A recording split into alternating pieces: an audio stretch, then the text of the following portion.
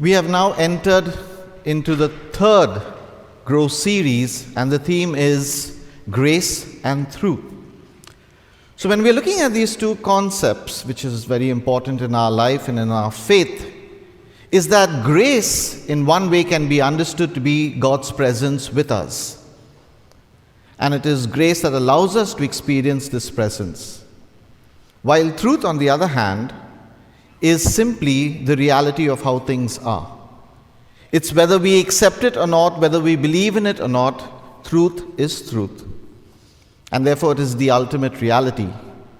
But when we look at grace, it is also the life in us, and that's what we see when Jesus says, "I have come that you may have life in abundance." And that life, in a way, in us is grace.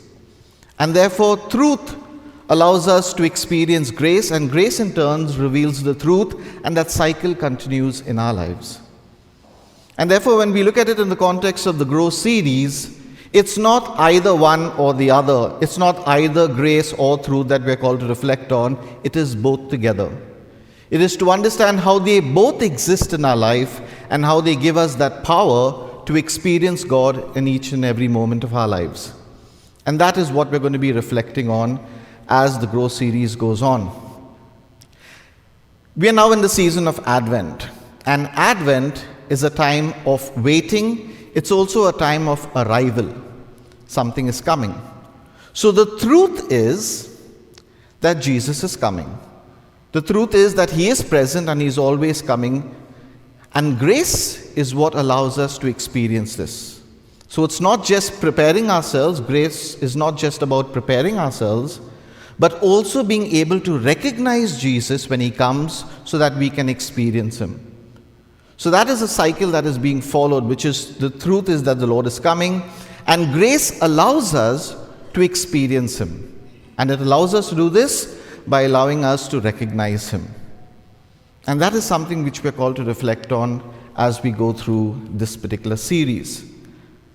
And therefore, when we look at it in the context of this development, it basically allows us to do one thing. It's not just about experiencing God, recognizing God. But by experiencing God and recognizing God, we allow ourselves through the encounter with Christ to become more and more Christ-like. And so what does it mean to be Christ-like? And one way we understand it is simply to be able to look at myself and the other through the eyes and heart of Jesus. That is what it means to be Christ-like. And the season of Advent is an opportunity for us to grow in this ability to be more and more Christ-like, to be able to recognize Him in different moments of our life. And that is what we can see happening in the gospel too. So when we look at it from the point of view of hope, it's also about preparation, it's about anticipation. And what happens during Advent, a way of understanding it is to take the analogy of maybe a friend saying they're going to come to your house in a day or two. There will be a lot of excitement for you. There will be a lot of preparation that goes on. You would want to clean the house. You would want to prepare things, make sure it's neat and tidy on the day that the person is coming. You would like to prepare good food, and everything should be nice. It should be presentable when that person comes. Advent is something similar. But the friend who's coming to us is Jesus. And therefore, the mistake we can make is we could be so involved in outwardly preparation that we forget the inward preparation of our hearts. We may spend a lot of time preparing our houses when what we are called to do is prepare our hearts. And therefore, it's all about being alert, as the readings of today say, especially the gospel. It's being alert so that we can recognize Jesus, and by recognizing Him, experiencing Him. So when we look at today's second reading and the gospel, it talks a lot about drinking and partying and merriment, etc. But there is a certain reason why they do this. Why is it that Paul mentions it, and it's also given in the gospel on the first Sunday of Advent? And the important thing here is to understand it in the context of the flood and to understand it in the context of darkness. Why are they saying be alert so that you don't waste your time on this and look towards something better? And we look towards something better by paying attention to the two analogies, darkness and light, as given in the second reading. And we also see in the gospel the flood. Flood, in a way, alludes to darkness. So in the context of Advent, darkness would mean anything that prevents the light of Christmas from coming to us, and that light is Christ. So what can block me and stop me from experiencing Christ? So if we are called to prepare our hearts, what stops me from preparing our hearts, or my heart in a way? Because darkness can be looked at as the byproduct of a preparation that focuses on ourselves rather than on Jesus. So the flood, as we also see, was anticipation at the time of Noah.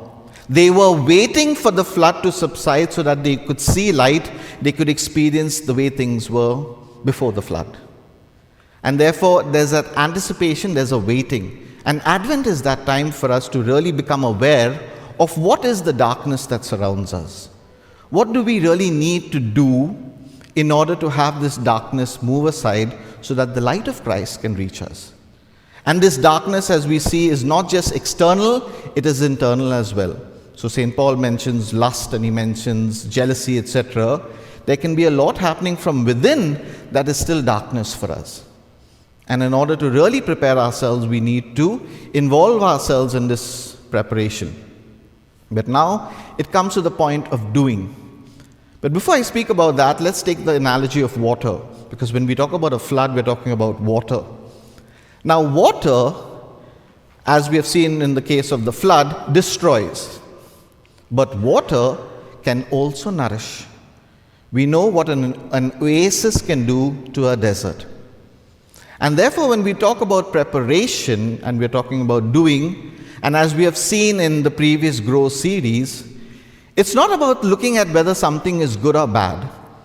It is about looking and seeing whether this thing or the thing that I am doing, is it bringing me closer to Christ, or is it taking me away from Jesus?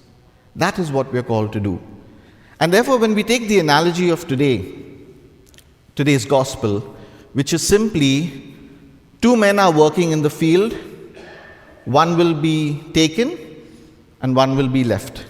Two women at the grinding mill, one will be taken, one will be left. What does it mean in the context of Advent? And I've just now mentioned it's about preparation. It's about doing. We're called to prepare our hearts much more than we're called to prepare our houses. So it simply means, because if you take the analogy, they are both doing something. The men are in the field, they would have definitely been doing something. The women are at the grinding mill, they are doing something. One is left and one is taken. So one way of understanding it is, if we are doing things in preparation for Advent, or in preparation for Christmas, what do we need to leave behind and what do we need to be taken with us as we go through the preparation? So there's a lot that we can do, but there's only limited things we can do that will take us to Christ.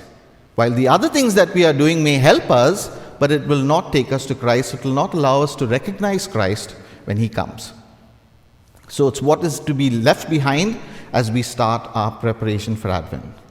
As I mentioned, the church is giving us this opportunity. It is giving us this moment of grace where we are able to really look and see what is the darkness in our lives and what do I need to do to leave behind the things that will not take me to God and start working on the things that will take me to Jesus. And therefore, it brings us back full circle to grace and truth. The truth is that Jesus is coming, and that's what we're going to be anticipating. And grace allows us to prepare ourselves. It allows us to remove that darkness surrounding us so that we can start to allow the light of Christ to enter our lives. And by doing this, we will be able to recognize Him, and by recognizing Him, be able to experience Him in our daily lives. Amen.